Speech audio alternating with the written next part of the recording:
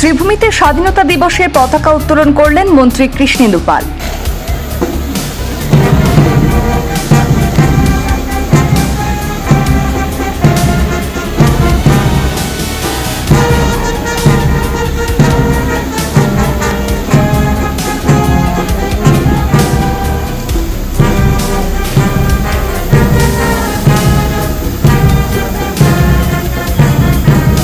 আজ দেশে ৮০তম স্বাধীনতা দিবস। সমগ্র দেশের সঙ্গে সংগতি রেখে শ্রীভূমিতেও ব্যাপক উৎসাহ উদ্দীপনা এবং বর্ণাঢ্য আয়োজনে পালিত হল স্বাধীনতা দিবসের কার্যক্রম। শ্রীভূমিতে সরকারি উচ্চতর মাধ্যমিক বিদ্যালয়ের খেলার মাঠে অনুষ্ঠিত হয় আজকে জেলার কেন্দ্রীয় স্বাধীনতা দিবসের এই অনুষ্ঠান। অনুষ্ঠানে জাতীয় পতাকা উত্তোলন করেন রাজ্যের জনস্বাস্থ্য কারিগরি বিভাগের মন্ত্রী কৃষ্ণেন্দু পাল। অনুষ্ঠানে শহরের বিভিন্ন স্কুলের ছাত্রছাত্রী, Sribhumi police, NCC, Assam Rifles দ্বারা প্যারেড প্রদর্শন সহ নৃত্য পরিবেশন সহ বিভিন্ন ধরনের সাংস্কৃতিক অনুষ্ঠানের আয়োজন করে জেলা প্রশাসন।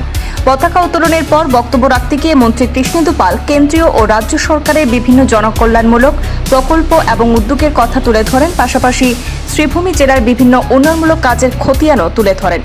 স্বাধীনতা দিবস উপলক্ষে আয়োজিত এই অনুষ্ঠানে প্রশাসনের আধিকারিক, জনপ্রতিনিধি, পুলিশ প্রশাসনের সদস্য, বিভিন্ন শিক্ষা প্রতিষ্ঠানের শিক্ষক, শিক্ষার্থী সহ বিশিষ্ট ব্যক্তিত্বরা উপস্থিত ছিলেন।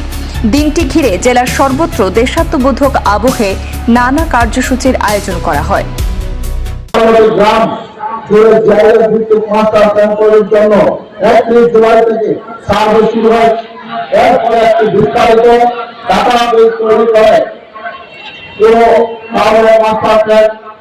সম্পূর্ণরূপে তৈরি করা হবে।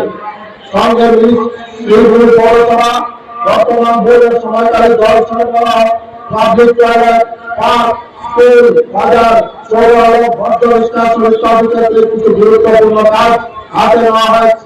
এর মধ্যে বেশ কিছু কাজ ইতিমধ্যে সম্পন্ন হয়েছে এবং কিছু কাজ আগামী কিছু দিনের মধ্যে আমরা সম্পন্ন করতে সক্ষম হব।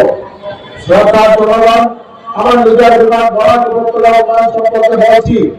আপনারা জানেন যে বর্তমান রাজ্য সরকার বরাক উপত্যকার উন্নয়নকে আগের চেয়ে বেশি গুরুত্ব দিচ্ছে।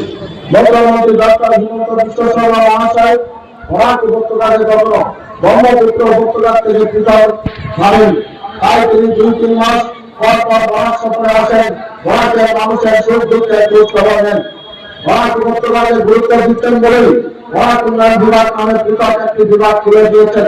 বিগত দিনে বিভাগের মন্ত্রী ছিলেন আমার সতীর্থ কৌশিক রায় মহাশয় এবং বর্তমানে আমার উপর এই দায়িত্বের ভাগ অর্পণ করা হয়েছে।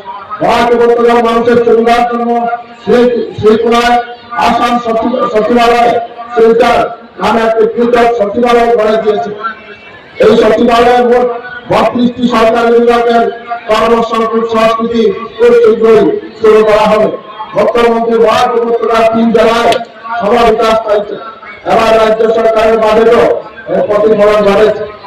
এশিয়ার বৃহত্তম জলাশয় সম্মিলন উন্নয়নে ১০০ কোটি টাকা, রাখালকান্দিতে কৃষি মহাবিদ্যালয় এবং এইমসের শাখা স্থাপন সহ একাধিক সিদ্ধান্ত মুখ্যমন্ত্রী বরাক কৃতির জ্বলন্ত নিদর্শন। এছাড়া মুখ্যমন্ত্রীর উদ্যোগে শিলচর থেকে মেঘালয়ের ভরপানি হয়ে গুয়াহাটি অব্দি এক্সপ্রেস হাইওয়ে নির্মাণের জন্য ইতিমধ্যে কেন্দ্রীয় সরকার ২২,০০০ কোটি টাকা মঞ্জুরি দিয়েছে। শিলচর সৌরাষ্ট্র মহাসড়কের কাজও প্রায় ৯৮% কাজ সম্পন্ন হয়ে গেছে। বরাক উপত্যকার মানুষের সুবিধার জন্য জরুরি গ্রিনফিল্ড এয়ারপোর্ট নির্মাণের জন্য ইতিমধ্যে ছাড়পত্র দিয়েছে কেন্দ্রীয় সরকার এবং আপনাদের সবার আশীর্বাদ ও সহযোগিতায় আজ বরাক উপত্যকা ধীরে ধীরে দেশে উন্নয়নের মূল স্রোতের সঙ্গে সম্পৃক্ত হচ্ছে। লোক নির্মাণ সড়ক বিভাগের বিভিন্ন প্রকল্পের অধীনে জেলায় ১০১টি সড়ক ও ১২টি ব্রিজ নির্মাণের মঞ্জুরি দেওয়া হয়েছে। আইডিয়া-30 অধীনে জেলার ৪ হাজার এলাকাগুলিতে সড়ক নির্মাণের কাজ জোর কদমে এগিয়ে চলছে। এতদিকে গ্রামীণের অধীনে ৫৮টি সড়ক নির্মাণ সম্পন্ন হয়েছে। এছাড়া এনআইডিসিএল থেকে আরো ৪টি জাতীয় সড়কের